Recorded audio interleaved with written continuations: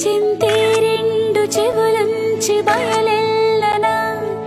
ఏ మాట నీ నోట మోగించిన వెను వింటే వింటానే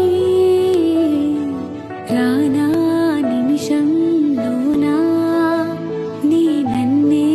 వదిలేసైనా